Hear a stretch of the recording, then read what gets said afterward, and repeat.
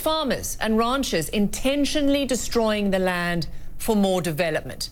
The Amazon basin is, of course, known as the lungs of the world. It provides 20% of the oxygen for the entire planet. But Brazil's new right-wing leader, Jair Bolsonaro, is not bothered by the destruction. In fact, he's mocking environmentalists who warn of the long-term damage that will make the climate crisis even worse. So Shasta Darlington joins us now from Sao Paulo in Brazil. Shasta, great to see you. Really good to have you from Brazil. I mean, Sao Paulo is also feeling the effects, the choking effects of these raging wildfires. Just give us some sense of how this is playing out where you are. Oh, that's right, Robin. I mean, first of all, you do get the real back and forth, this very heated rhetoric about who's to blame. But the fact is that these fires are ravaging the Amazon, and yet the effects are actually being felt very far from home. Brazil's largest city plunged into darkness, black clouds filling the sky, blanketing Sao Paulo Monday afternoon, thick smoke billowing from more than 2,700 kilometers away, where fires are consuming the world's largest rainforest. The Amazon basin is burning at a record rate, according to Brazil's research center. More than 72,000 fires have scorched the country this year, an over 80% increase compared to the same period in 2018. Flames destroying 1.5 football fields of rainforest every minute of every day. Smoke spreading across nearly half of Brazil, visible from space more than a week ago, even spilling into neighboring Peru, Bolivia, and Paraguay. Now the haze stretches across South America, spreading along the East Atlantic coast. Though fires are common here in Brazil's dry season, climate scientists say this is far from the norm. Instead, environmentalists point to land raised at unprecedented levels as a new government encourages industry to develop the Amazon region.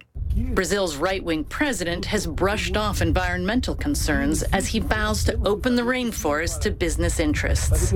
Since he took office in January, rates of deforestation have soared, as Jair Bolsonaro remains indignant to international criticism. Take your money and reforest Germany. Bolsonaro bristled at Germany and Norway's decision to suspend funding to Brazil. Now, as attention turns to wildfires surging at unprecedented rates, Bolsonaro is deflecting blame. Without evidence, he points to non-governmental organizations. Regarding the fires in the Amazon, I am under the impression that it could have been set by the NGOs because they had asked for money. What was their intention? To bring about problems for Brazil? Home to hundreds of indigenous tribes, the Amazon rainforest is rich in wildlife and natural resources. Often called the lungs of the earth, the rainforest supplies 20% of the world's oxygen. If it burns to a point of no return, environmentalists warn it could turn into a dry savanna and begin emitting carbon instead, plunging the planet ever deeper into a climate change crisis. And well, that might not be imminent, Robin, but the fact that we're seeing this really flippant response from Bolsonaro and his administration, who claim that NGOs are often fronts for foreign governments trying to take control of the Amazon, there's a very real question about whether or not they're addressing the cause of these fires and, of course, the long-term impact, Robin. Yeah, and this is not a domestic issue. I mean, this impacts the globe, all of us. It's about 20% of the planet's oxygen. So we all have a stake in what is happening there on the ground. So my next question would be, are there any political consequences or any political pressure that can be brought to bear on this government? Does Mr. Bolsonaro feel like he can okay this for the next few years? And what will be the consequence? I think that's a really good question, Robin, because he does not take environmentalists seriously and he doesn't take environmental concerns seriously. What speaks big here is money, of course.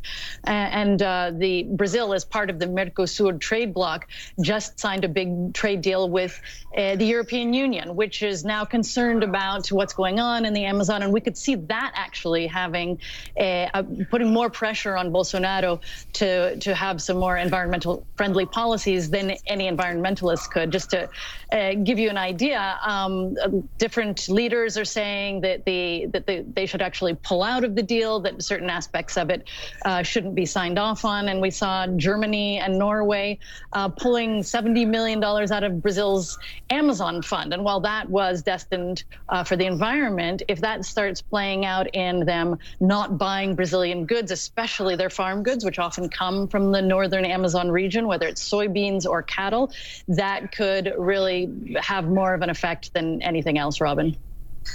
Okay, so what you're saying, there needs to be a concerted collective global response to this. Shasta Darlington, great to have you. Good to see you, my friend, live there from Sao Paulo in Brazil. Thank you for that update. So let's go to Chad Myers now, who joins us from the World Weather Center. Hey, Chad, this, as I said, is not an act of God. It is a man-made disaster. Put it in perspective for us. It's dry season. This is burning season, but the number of fires and the number of hot spots I will show you on a thermal imager here in a second is alarming. Now, we know there's been smoke in the air, and that's just what you see this time of year. It is the driest part of the year for them, but they have a state of emergency. Most of these fires are human-induced, not really thunderstorms because there aren't any this time of year, and the fire season goes from July through October. So we're just really in the beginning or the start of fire season itself. Some of these fires you can see from space, you can actually see the smoke, but what we're really watching are those hot spots. We call them anomalies. About 74,000 fires so far this year. That's 85% more than this time last year. Fire dating all the way back. We have a bush in front of me. I can see it here. Otherwise, Brazil here. These are the August 20th of 2019 fires. These are all the hot spots that we see across the globe right now, and this is focused on Brazil proper, even some fires down around Uruguay as well, and Paraguay. And the Amazonas already putting out in this area,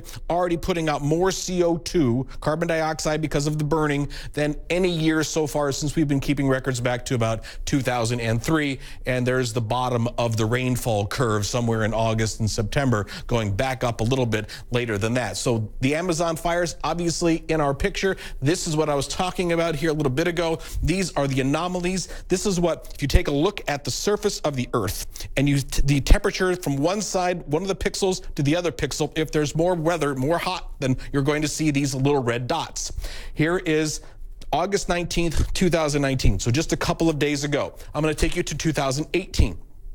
Less fires. 2017. Still fires, not as many, and not as concentrated, more widespread. 2015, 2014. We can go back and back as long as you want. Now, there were still fires in 14, but look at what it was in 2013. The number of dots is significantly more than it has been for a very long time. We know that's what's happening on the ground there.